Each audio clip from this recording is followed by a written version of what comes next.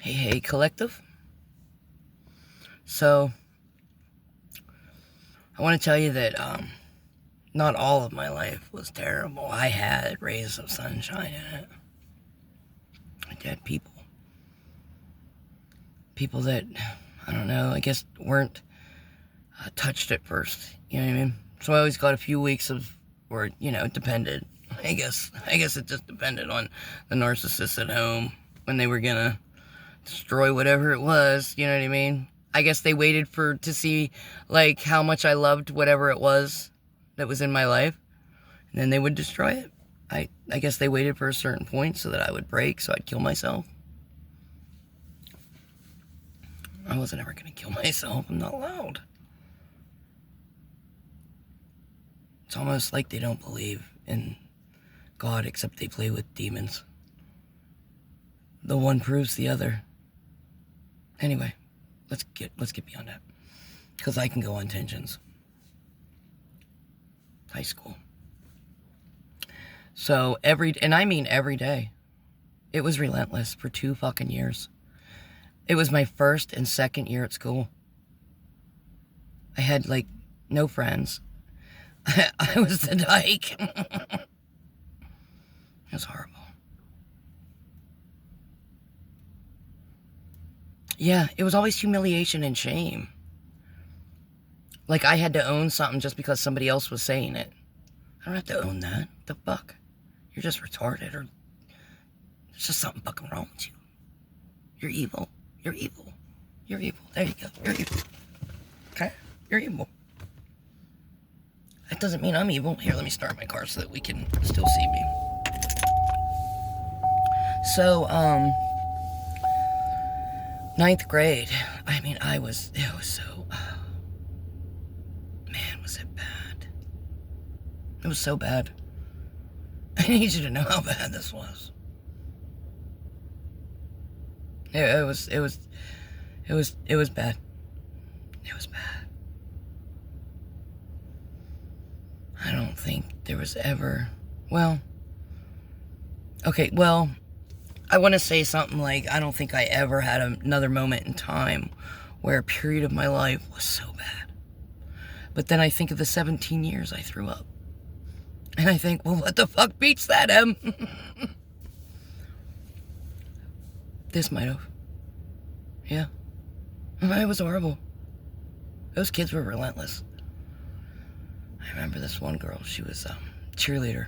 You know what I mean? Like, snotty fucking bitch. Oh, just no fucking good inside. Rotten to the core. Rotten. Her fucking fruit was bad. But nobody was looking at that. It's always what the image is. Yeah.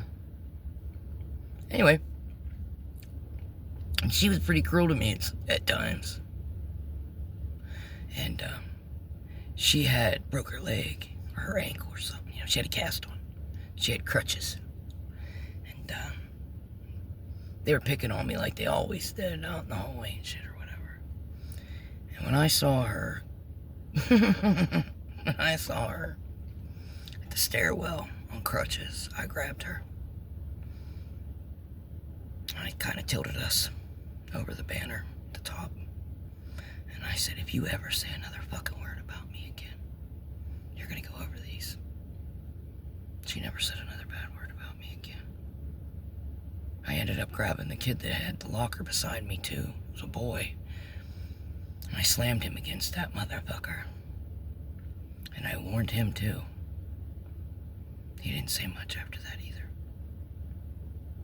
Because I whisper. I don't need to make a big commotion. You have to worry about the people that whisper to you. Because they mean it. Anyway, let's move on. Anyway, highlights of that year. I'm in a study hall of some sort in the cafeteria. And here comes my teacher, Miss Snavely. She wasn't my teacher at that point. She was just the gym teacher. However, I needed a friend. I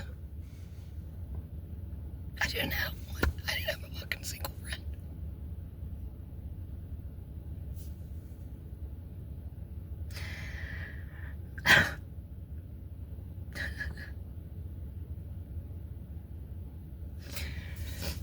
remember the day you came into the cafeteria?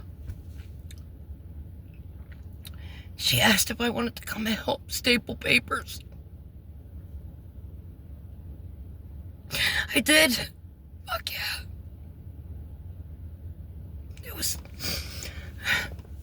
She was my best fucking friend. She was my only friend. I got a job. She would drop me off at my job. And then one day I remember she said she wanted me to come over. She wanted me to talk. She wanted to talk to me. Mind you, this is after like 3 years. I'm in like 11th grade, 12th grade, I don't know, 11th. And I was very smart. So I took all the, the AP classes and stuff, anatomy and physiology, like all these medical, and of course I aced them. I never missed a question. Anyway, she taught those classes. And anyway, she was just my best friend. I loved her a lot. She was the only person in my life that was mine. Like, they hadn't gone to her at some point, you know what I mean? Not yet. And I didn't know that they were getting to people. I didn't know that.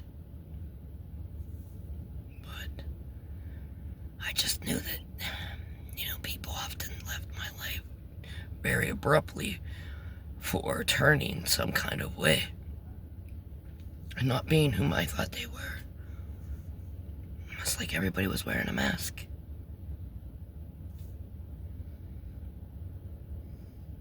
Except her.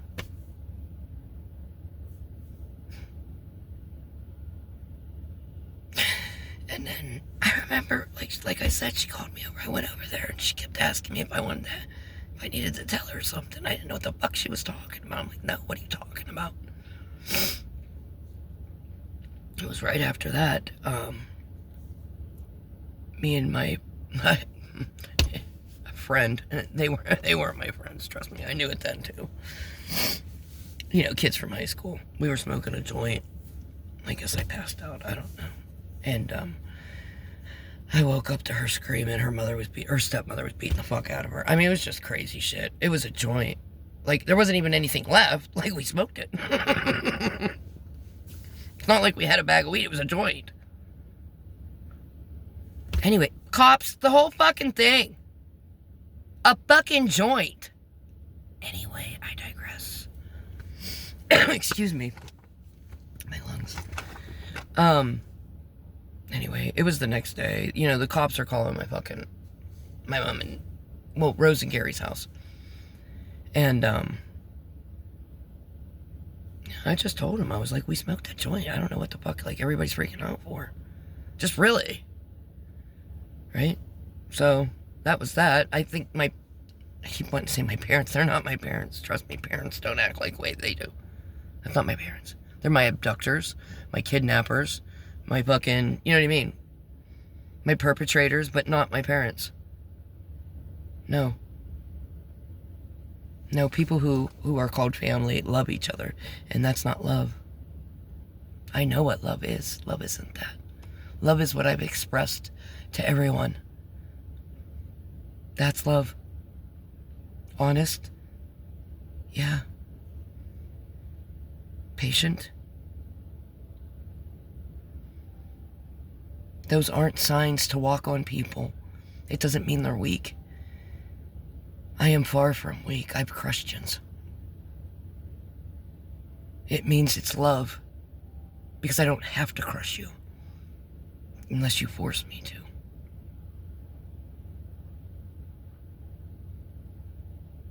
Christ was the strongest man there was. I don't know another person that's harder than Christ. I don't know anybody that can walk to their death, willingly. He could have left at any point. He didn't have to stay there. He didn't have to fucking do any of that. Fuck you. He didn't have to do any of that. At any moment, he could have walked the fuck off, gave everybody the finger and said, suck my dick. That's probably what I would have done. No, I wouldn't have. I would have followed whatever he told me to do. I don't know about that, though. No, I couldn't do that. Fuck you. No. Fuck you. No. Fuck you. No, I'm lying. See? No, I'm lying. Fuck that shit. No way. Fuck you.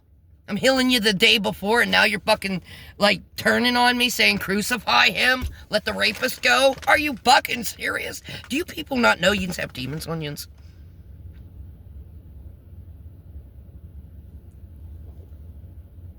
You hate Christ. It's why you hate me. You don't hate me. Because what you're looking at, right? You're like, oh, she's pretending. She's actually a whore. When I'm not. I'm the opposite of that. I think that's disgusting. I think you should share yourself with somebody you love. And only that. Yeah, these are pigs. Whatever you've said about me, I'm sure it's the opposite. I'm completely sure. And you do this, right? Because you're sure of it. You can't prove it. You'll make shit up about it because you just know. You have to. You know it. Damn it, you know it. But you don't know it. Because it's not true. But you gotta prove it. You can't. Because it's not fucking true. Well, let's crucify her because she can't be good. Meh, meh, meh. But do it behind her back because if she finds out, she'll crush us. And yes, she is. Know it. And know that it's not me. I ain't crushing you. It actually isn't me. Emily can't do fucking shit. Fuck you. It's a God I serve. Those stories aren't fucking like just stories. They fucking happened. That's a historic fucking book. It's a history book. You're like, what's the Bible? It's a history book and shit happened. You can prove it. It's historic.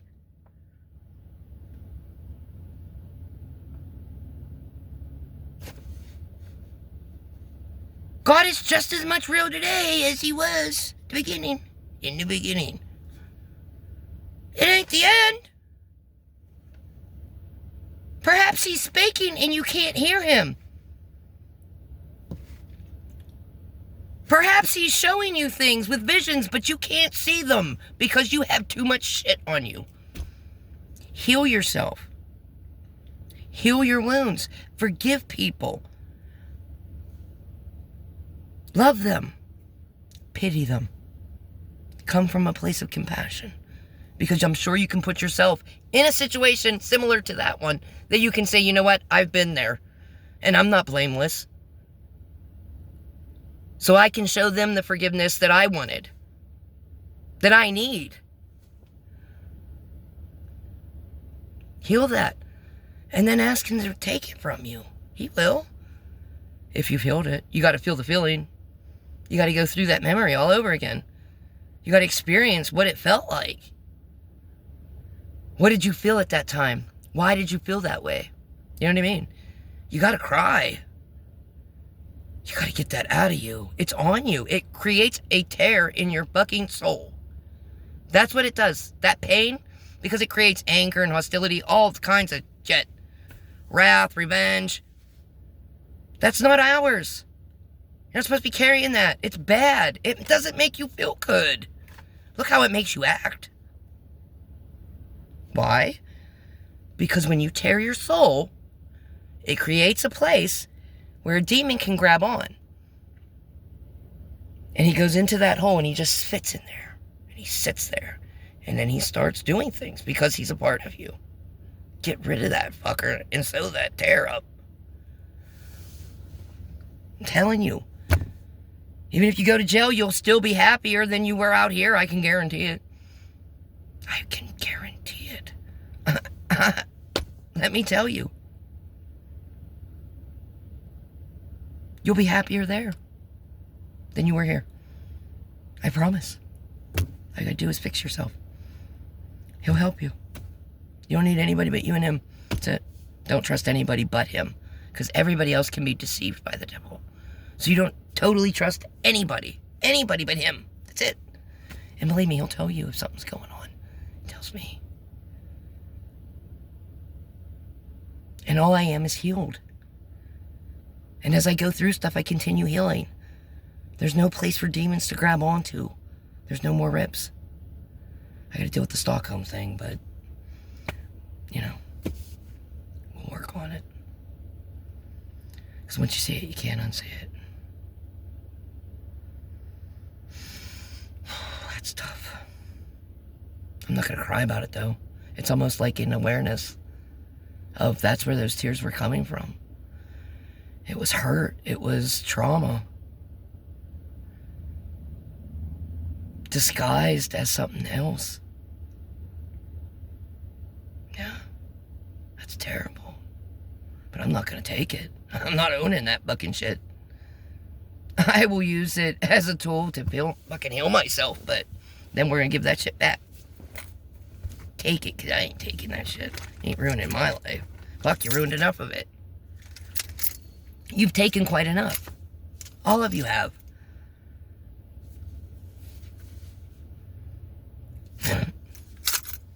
I don't think I've ever really been loved.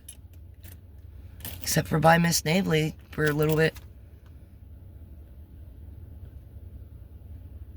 I can name a few other people, but then I'm not sure they didn't betray me anyway either. To be really honest. You can't trust anybody. Nobody. They all do. They all betray you. If I knew you, I know you betrayed me somehow. It didn't matter how much I loved you. It was probably the love that made you do it. It seems to be what's causing it. Because I love you. Why does that bother you if I love you? Why? Why am I not allowed to love you? Not Frank. I'm not talking about him. Because he's my fucking abuser. He's the Stockholm guy now. We're not going to call him Frank anymore. It's going to be Stockholm. So when we refer to him, it's going to be Stockholm. Okay. So I'm talking about everybody else. I'm talking about everybody else. That hurts.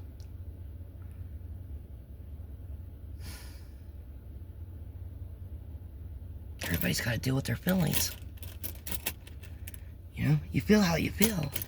There's just nothing you can do about it. Maybe that's how God wants you to feel. Did you ever think of that? Maybe He deemed it okay. Maybe He deemed me worthy enough. God forbid. I wish everybody would open up their eyes. I'm not a horrible person. Actually, I'm a pretty good one. I don't hurt people. I'm not a whore. Actually, I'm not. I'm actually, like, a decent lady.